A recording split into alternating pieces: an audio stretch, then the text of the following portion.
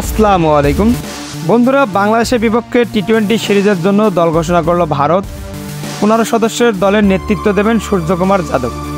অভিজ্ঞ পেসার জাসপ্রীত বুমরাকে ঘরের মাঠেই এই সিরিজে বিশ্রাম দেওয়া হয়েছে, পাশাপাশি বিশ্রাম দেওয়া হয়েছে অনেক তারকা ক্রিকেটারকে।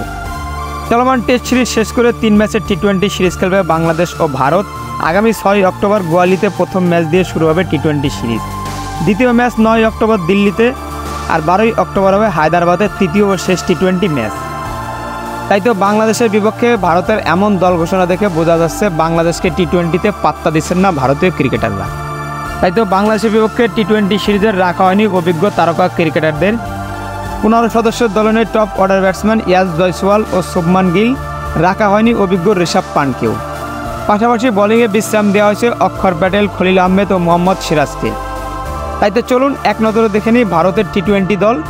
সূর্যকুমার যাদব অধিনায়ক, অভিষেক শর্মা, সামজু স্যামসং উইকেট রক্ষক ব্যাটসম্যান, রিঙ্কু সিং, হার্দিক পান্ডিয়া, রেয়ান পরাগ, নীতিশ কুমার রেড্ডি, শিবরাম দুবে, ওয়াশিংটন সুন্দর, রবি বিশই, বরুণ চক্রবর্তী, জিতেশ শর্মা, আজদীপ সিং, হতীশ রানা, মায়াঙ্ক যাদব।